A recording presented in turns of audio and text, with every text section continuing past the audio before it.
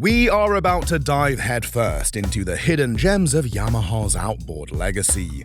Ready to explore 15 of the best Yamaha boat engines in history you've never seen? Let's just say there's more to Yamaha's marine lineup than the dependable models you see every day.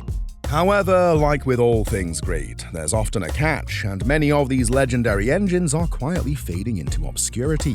By the end of this video, you'll know exactly why old-school boaters still swear by these motors, but also why some models maybe could have come with a warning label. You'll also get a sneak peek at rare performance secrets nobody told you about.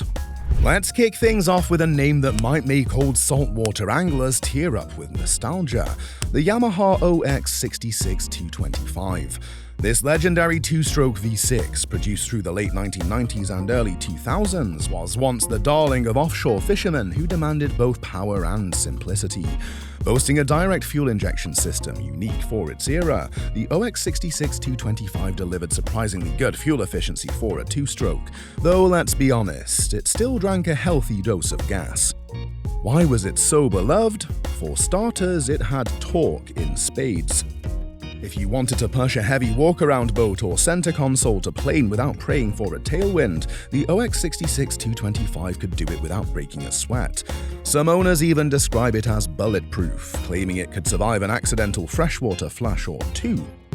On the flip side, it carried a bit of a reputation for carbon buildup if you babied it at lower RPMs. And let's not forget the occasional sensor gremlin that made the check engine light flash like a disco ball.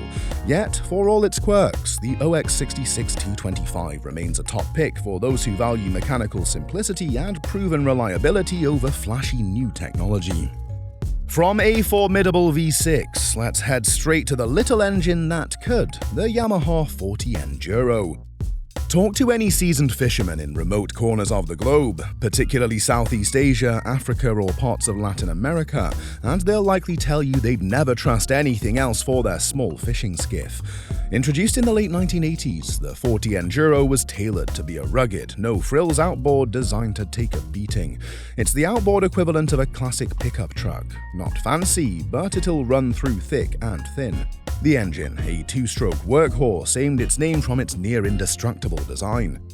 It featured a simple carb setup, minimal electronic complexities, and was famously easy to maintain. Don't let its modest horsepower rating fool you. This baby can plane a light boat in no time, and it's particularly prized in areas lacking authorized service centers. It's also known for being incredibly tolerant of less than perfect fuel conditions, which is crucial in places where premium gas is rarer than a unicorn. Controversy. Some folks say it pollutes more than modern four-strokes. Others argue its reliability and low initial cost more than make up for that. Whatever your stance, the Yamaha 40 Enduro is pure mechanical grit, a rare gem nowadays in our button-laden era. Let's jump up the horsepower ladder for our next pick, the Yamaha 70 two-stroke from the 1980s era. Known affectionately as the 70 betweener, it filled the niche between underpowered 40s and large V4s. Believe it or not, there was once a golden age when a 70 horsepower outboard was considered plenty of muscle for a wide variety of fishing boats and runabouts. It wasn't just about horsepower though. Boaters rave about its quick throttle response and no-nonsense design. This engine was part of Yamaha's push to develop a practical mid-range that could satisfy both inland anglers and nearshore adventurers. Featuring 3 cylinders, oil injection, and a straightforward carburetor system, the Yamaha 70 was easy to maintain, providing you didn't store it with leftover ethanol-laced fuel. Performance-wise, it was zippy off the line and capable of hitting speeds in the mid-30s miles per hour on a lightweight hull. Think of it as the perfect sweet spot for water sports too, if you weren't towing more than a couple of people on skis or tubes. Some say the 72-stroke had a penchant for drinking fuel faster than you could say dockside top-off, which is entirely fair, but if you ask an old-timer about reliability, you'll likely get a grin and a thumbs up. That's the legacy of the classic two-strokes. Laughably simple, fiercely loyal, and surprisingly quick. Quick heads up, we're just getting warmed up. In a moment, I'll reveal a Yamaha outboard that caused a stir among bass anglers for its surprising top-end speed. If you haven't already, make sure you're subscribed. Trust me, you don't want to miss what's coming next, and you won't believe the modern giant we'll uncover in the final countdown. Now let's shift gears to something that was hailed as revolutionary, and sometimes found itself at the center of heated dock talk. The Yamaha 200 HPDI, high-pressure direct injection. Released around the early 2000s, this two-stroke direct injection engine aimed to deliver the power of a traditional two-stroke, but with the fuel efficiency of a four-stroke. It used a high-pressure fuel pump to finely atomize the gas, resulting in a cleaner burn and, in theory, better mileage. On paper, it was the best of both worlds, and in practice, it often delivered. The mid-range punch was fantastic, and it could easily push a 20-foot center console well into the 40s miles per hour. However, some owners discovered the Achilles heel. The high-pressure fuel pumps and filters needed religious upkeep. Neglect them and you'd risk sudden engine hiccups, or worse, a meltdown on the water. That said, those who kept their HPDIs maintained absolutely swear by them. Tinkerers love them for the advanced, at the time, direct injection tech, and the performance gains over carbureted two-strokes are undeniable. But the controversies remain. There were scattered rumors of pump failures, clogged injectors, and complex troubleshooting steps. Regardless, if you're willing to be diligent, the 200 HPDI is a testament to Yamaha's relentless drive for innovation. The Yamaha 220 Special was an intriguing outboard, often overshadowed by the popular 200 and 225 horsepower models. Introduced in the late 1980s, it was something of a tweener for folks looking for a bit more muscle than the baseline 200, but not quite ready to leap to a 225 XL. It had a unique carb setup and a slightly beefed-up crankcase designed to handle the rigors of offshore runs. What makes the 220 Special so special? Well, it boasted a smoother torque curve than some of its stablemates, giving it a sweet spot in mid-range cruising. In fact, certain boaters still hunt for used 220 Specials today, just because they believe it offers that perfect blend of old-school two-stroke grunt and moderate fuel consumption. Of course, the engine wasn't flawless. The cooling system sometimes struggled in warm saltwater conditions if you neglected the water pump. And while it was simpler than modern engines, the carburetors still needed periodic sync and adjustments. But talk to anyone who's owned a 220 Special, and they'll likely wax poetic about how stable it feels at cruising speeds, making it a rare but revered piece of Yamaha's storied outboard puzzle. Before four-strokes became the norm, Yamaha's 225 XL in the late 1980s was a shining emblem of two-stroke engineering. Sporting a big bore design, the 225 XL was all about muscular acceleration and high RPM thrills. Slap one, or twins, onto a 25-foot center console and you'd be blasting across open water in no time. It featured Yamaha's precision blend oil injection system, which was more advanced than the old messy premix days. This reduced the hassle of mixing gas and oil on the fly, though you definitely wanted to keep that reservoir topped off. Some folks found the name XL a bit grandiose, given the engine's occasional thirst for fuel, but when it delivered that rocket-like hole shot, you'd see why Yamaha stuck to the moniker.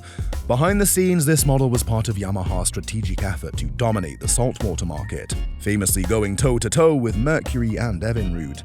Did it succeed? You bet. Despite rumors about occasional ring sticking or carbon buildup, the 225 XL developed a cult following. Ask a serious vintage boat collector, and they'll likely say this engine is a perfect example of the two-stroke roar that made 1980s performance boating so thrilling. If bass fishermen had a clubhouse, the Yamaha VMax 150 would be hanging on the wall as a trophy.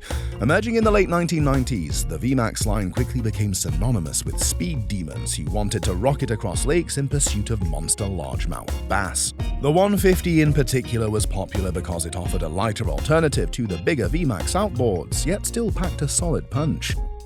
What sets it apart? First off, the VMax series had a tuned intake and exhaust system for extra throttle response, and while the 150 might not rival its 200 or 225 siblings in raw power, it delivered crisp acceleration and enough top end to put a grin on your face, and maybe some white knuckles on your steering wheel.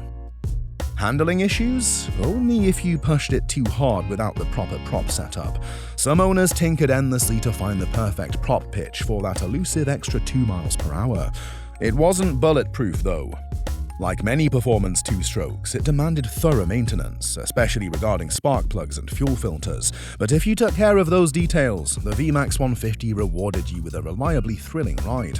perfect for outrunning your buddies to the best fishing holes. Let's stick with the high-performance theme for a second. The Yamaha V6 250 HPDI, released in the early 2000s, was the big brother to the 200 HPDI. Yamaha aimed to dominate offshore performance by packing more displacement into a direct injection two-stroke that promised both power and fuel savings. At wide-open throttle, it could push the right hull into the mid-50s mph range, turning heads at every pass. Still, it wasn't all smooth sailing. HPDI systems by design require extremely clean fuel. Filters, and more filters. Neglect them and you risk a catastrophic meltdown. Critics argued that the complexity overshadowed the raw dependability that Yamaha was known for. Plus, as modern four-strokes gained momentum, many owners were tempted to switch to the quieter, more fuel-efficient F-Series. But for the hardcore speed crowd, the 3.3-litre HPDI remains a beast to be reckoned with. Its mid-range punch is lauded for quickly jumping boats onto plane, especially heavier offshore rigs loaded down with gear. Look back on forums today, and you'll still see die-hard fans defending the HPDI's honor, claiming that with diligent maintenance, it's one of Yamaha's best outboards ever, a high-risk, high-reward option for those wanting old-school two-stroke thrills. By the way, if you're as revved up by these rare and not-so-rare Yamaha engines as I am, share this video with a fellow gearhead. You never know who might appreciate hearing about Yamaha's hidden mechanical gems. Now let's jump into the world of four-strokes with the Yamaha F50, a model that arrived in the early 2000s and quickly reshaped expectations for small to mid-sized craft. If you owned a pontoon boat or a 16-foot fishing rig, the F50 was often recommended by dealers as the new standard in quiet, clean power. Gone was the smoky exhaust and the raucous idle of two-strokes. Welcome to the era of smooth cruising. This engine's biggest triumph was its fuel economy. Boaters were astonished at how far a tank of gas would go compared to similar two-stroke counterparts. The F50 was also praised for minimal vibration, making long days of trolling or family cruising a pleasure rather than a headache. On the flip side, it's not exactly a speed demon. If you're a speed junkie, you might yearn for a bigger engine, but if you valued reliability and modest performance, the F50 was spot on. One caveat: early adopters sometimes complained about the cost of maintenance being higher, oil changes, valve adjustments, filters. But for many, that was a fair trade-off for an outboard that sipped fuel and never coughed up a puff of blue smoke. Continuing our four-stroke journey, the Yamaha F115 is often referred to as the jack-of-all-trades outboard. Debuting in the early 2000s, this 1.8-litre inline-four quickly became the go-to for many boaters who wanted a comfortable balance between performance, economy, and reliability. Whether you're cruising inland lakes, inshore saltwater flats, or even using it for water sports on lighter boats, the F115 does it all with minimal fuss. The real magic of the F115 lies in its adaptability. Put it on a lightweight bay boat and you'll enjoy decent hole shots and an easy mid-30s mph top speed. Mount it on a small pontoon and you'll cruise all day without sending your wallet into panic mode at the gas pump. Plus, being a modern four-stroke, it's known for whisper-quiet idling, a dream come true for fishermen who don't want to scare off the catch. That said, as with any outboard, it's not invincible. Overlooking routine services, particularly the oil changes and spark plug replacements, can lead to heartbreak. But give it some TLC, and many owners report trouble-free boating well past the 1,000-hour mark. Ask around at the marina, and you'll hear plenty of love letters to this steady, all-purpose performer. When Yamaha rolled out the F150 in the mid-2000s, the boating world took notice. This was the engine that pretty much solidified Yamaha's reputation as the king of four-stroke reliability. Why? Because it combined a robust design, featuring a 2.7-litre displacement, with advanced engine management, resulting in an outboard that was both powerful and virtually bulletproof for its class. You'll find the F150 on everything from inshore fishing skiffs to 22-foot runabouts, each praising its quiet yet confident performance. Off the line, the F150 isn't going to win any drag races, but once on plane, it delivers efficient cruising in the mid-20s mph. Owners rave about how little fuel it sips at cruising RPM, which is a big deal in today's budget-conscious boating environment. Another huge plus is the minimal vibration, which was a big contrast from older two-strokes that could rattle your fillings loose at idle. Controversy? Some claimed early versions had corrosion issues on the exhaust. Yamaha addressed those concerns with improved coatings and anodes, but if you see an older F150 on the used market, it's worth checking. Otherwise, it's the poster child for change your oil, change your filters, and keep on rolling. Bass anglers rejoice! The VMax SHO150 might just be your new best friend. Released around 2010, the SHO super high output line was Yamaha's way of telling the two-stroke crowd, we can do performance in 4 strokes too. And boy did they deliver. The VMax SHO150 is a lighter, high-revving 4-stroke specifically tuned to give you the kind of whole shot historically dominated by 2 strokes. So how'd they do it? Yamaha shaved off weight by using advanced materials, optimized the intake system for better airflow, and refined their electronic controls. The result was an outboard with remarkable torque and top-end speed, especially appealing to the tournament bass scene. Some folks were skeptical at first. Could a 4-stroke really match the snap of a 2-stroke? The SHO150 proved it could, often leaving skeptics in its wake. And the best part? You get that pep without the cloud of oil smoke trailing behind your boat. Of course, any performance engine can develop issues if it's not maintained. Early on, there were whispers about potential timing chain tensioner concerns, but Yamaha addressed those in subsequent updates. Overall, it's a testament to how far 4-stroke tech has come, and a serious contender for those wanting speed, efficiency, and modern reliability all in one. The Yamaha F225 sits in a sweet spot for many offshore and nearshore boaters who want the advantage of a V6 4-stroke without jumping to a bigger, heavier block. With a 3.3-litre displacement, the F225 provides ample torque to push 23 to 26-foot boats comfortably through chop, while maintaining respectable fuel economy if you keep it at a reasonable cruise. Its direct competitor was often the Mercury 225 Verado, but many found the Yamaha to be lighter and simpler to maintain. Plus, Yamaha's widespread dealer network made it easier to find parts and service anywhere from Florida's Gulf Coast to the Pacific Northwest. That kind of peace of mind is priceless when you're far from shore and your engine's the only thing standing between you and a long paddle home. That's not to say it was perfect. Early models wrestled with some corrosion concerns, particularly in exhaust housing, and the recommended fix wasn't cheap. Critics also pointed out that the F225 wasn't as nimble in terms of acceleration as certain 2-strokes. Still, for many boaters who prioritize reliability, longevity, and a quiet ride, the F225 is a highly respected mainstay of Yamaha's modern lineup. When Yamaha unveiled the F350 back in 2007, jaws dropped. This was the industry's first V8 4-stroke outboard, displacing a massive 5.3 litres and pumping out 350 horsepower. For large offshore vessels, think 30-foot center consoles, this was a game-changer. Suddenly, boaters could power their behemoths with fewer motors while still maintaining exhilarating performance. Why was it controversial? For starters, the early F350s faced some well-documented issues with flywheel failure. This was a serious glitch. If the flywheel let go, it could cause massive internal damage. Yamaha eventually released multiple service bulletins and upgraded parts. In fairness, many boaters never experienced issues, but the risk was enough to create heated discussions on boating forums. Performance-wise, the F350 is a beast.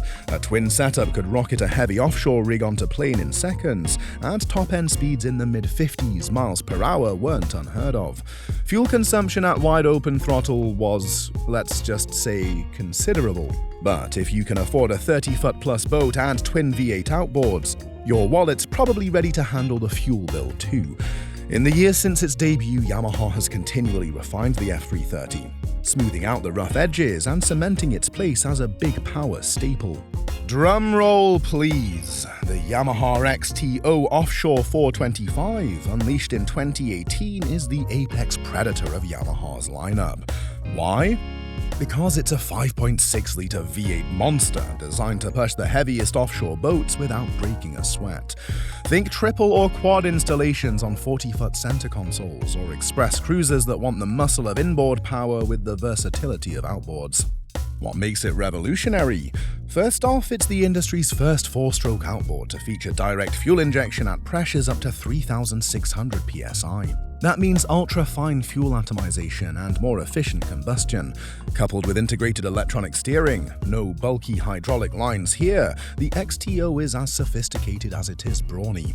Another highlight is the built-in charging system, capable of delivering heaps of amperage, so all your onboard electronics run smoothly even with multiple live well pumps, fish finders, and stereo systems roaring. But let's talk controversies. This outboard weighs a whopping 952 pounds dry, making some boaters question transom stress.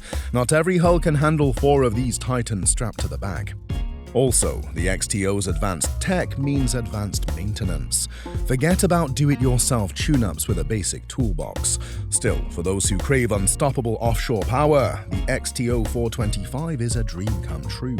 A statement piece that says, I mean business, from the second you hit the throttle. And there you have it, 15 of the best Yamaha outboards in history that you might never have seen up close, each with its own set of triumphs, quirks, and yes, sometimes controversies. From the gritty 40 Enduro hauling fishing nets in remote rivers to the mighty XTO 425 dominating the open sea, Yamaha has left an indelible mark on the marine world. If this journey taught us anything, it's that the perfect outboard for you depends on how and where you plan to use it. So what do you think? Did we skip your favorite hidden gem or spark a new curiosity? Let us know in the comments, and if you found this video informative, entertaining, or both, don't leave without hitting that subscribe button. Join our community of boaters and gearheads who love talking horsepower, prop pitches, and all things that make a hull fly across the water. Thanks for watching, and we'll catch you in the next adventure.